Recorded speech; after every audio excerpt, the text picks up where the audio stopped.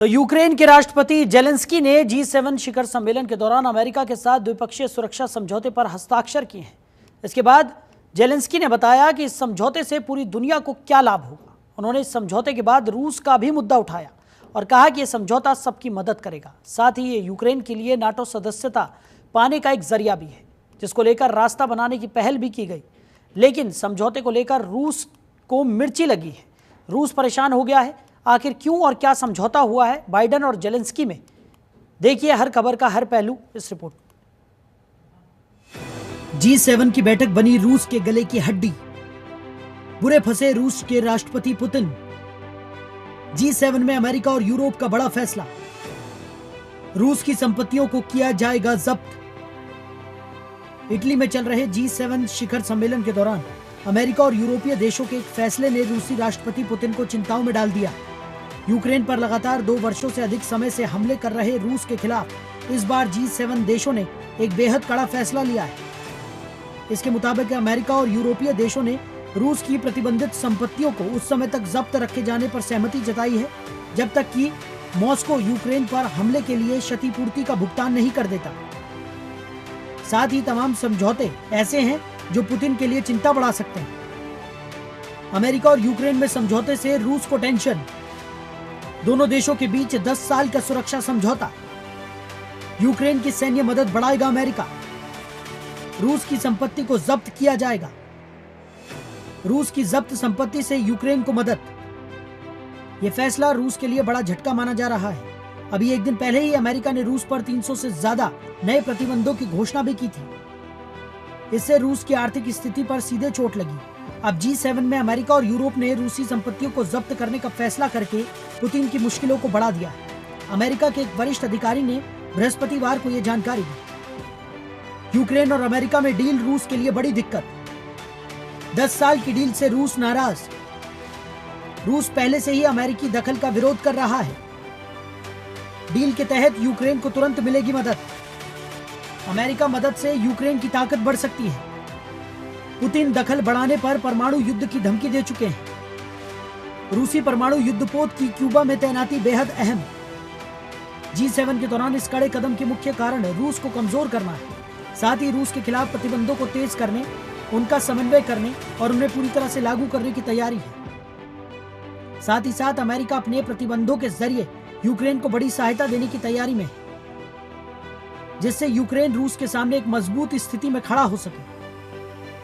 Patriot missile, advance रक्षा उपकरण, हथियार निर्माण में सहयोग, यूक्रेन की नाटो में एंट्री का समर्थन, वित्तीय मदद, एडवांस रक्षा उपकरण, हथियार निर्माण में सहयोग, खुफिया जानकारी साझा करेंगे, यूक्रेनी सेना की ट्रेनिंग। अमेरिका और यूरोप के इस कदम से G7 शिखर सम्मेलन में नेताओं द्वारा कीव के लिए 50 अरब अमेरिकी डॉलर के ऋण पैकेज की घोषणा करने का रास्ता साफ हो गया है। अधिकारियों ने कहा कि पहला भुगतान इसी वर्ष किया जाएगा, लेकिन यूक्रेन को सारा पैसा खर्च करने में समय लगेगा। राष्ट्रपति जो बाइडेन यूक्रेन के राष्ट्रपति व्लादिमीर जेलेंस्की से मुलाकात करने पहुंचे और अमेरिका और यूक्रेन के बीच द्विपक्षीय सुरक्षा समझौते पर चर्चा हुई। साथ ही साथ आर्थिक सहायता का रास्ता साफ हो गया, जिससे रूस का पैसा रूस के खिलाफ लगाया जाएगा।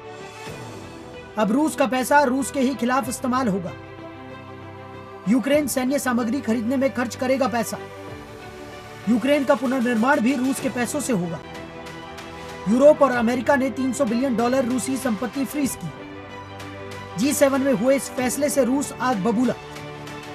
रूस से कड़ी प्रतिक्रिया आई सामने। G7 की मेजबानी कर रही इटली की प्रधानमंत्री मेलोनी का इस पर बयान सामने आया। इटली की प्रधानमंत्री मेलोनी ने कहा, मैं इस बात की पुष्टि करती हूं कि हम इस साल के आखिरी तक यूक्रेन को करीब 50 बिलियन डॉलर की अतिरिक्त वित्तीय सहायता देने के लिए राजनीतिक सहमति पर पहुंच गए। जेलेंस्की ने G7 नेताओं को उनके समर्थन के लिए धन्यवाद देते हुए कहा, यह समर्थन रक्षा और पुनर्निर्माण दोनों के लिए उपयोग में लाया जाएगा। इसके अलावा जेलेंस्की ने अधिक हथियारों की जरूरत पर जोर दिया। भारत की भूमिका बेहद अहम। मुश्किल में फंसी दुनिया के इस अहम संगठन के सदस्य देशों के प्रमुख सबसे कमजोर हालात में हैं। ऐसे में क्या वो बड़े फैसले ले पाएंगे, ये बड़ा सवाल है। इसलिए भारत की भूमिका अहम है। भारत भले ही G7 का सदस्य ना हो, लेकिन पूरे एशिया में सिर्फ उसे ही बुलावा भेजा गया है, जो अपने आप में काफी कुछ कहता है।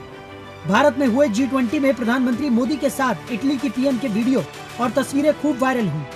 दिसंबर 2023 में COP28 समिट में भी प्रधानमंत्री मोदी और इटली की पीएम जॉर्जिया मेलोनी की मुलाकात की सबसे ज्यादा चर्चा हुई। दोनों नेताओं की सेल्फी इंटरनेट पर बहुत ज्यादा देखी गई, जिस पर लोगों ने खूब कमेंट किए। साथ ही साथ भारत और इटली के रिश्ते भी अपने गोल्डन एरा से गुजर रहे हैं। G7 के प्रमुख देशों के नेताओं ने यूक्रेन को $50 बिलियन का लोन देने के लिए एक रूपरेखा समझौते पर सहमति व्यक्त की है। इसमें 2022 में मॉस्को द्वारा अपने पड़ोसी पर आक्रमण करने के बाद फ्रीज की गई रूसी संपत्तियों से ब्याज का उपयोग किया जाएगा। ये राजनीतिक समझौता दक्षिणी इटली में G7 नेताओं के वार्षिक शिखर सम्मेलन के उद्घाटन के दिन हुआ। इसमें यूक्रेन के राष्ट्रपति व्लादिमीर जेलेंस्की ने लगातार दूसरे साल भाग लिया। साथ ही साथ ये समझौता रूस के लिए बड़ा सरदर्द साबित हो सकता है, जिसका विरोध रूस की तरफ से भी किया गया है। यूक्रेन में युद्ध अपने तीसरे साल में पहुंच गया है। ऐसे में G7 में रूस के खिलाफ ये प्रतिबंध क्या प्रभाव डालेगा, यह आने वाला समय तय करेगा। ब्यूरो रिपोर्ट, जनतंत्र टीवी।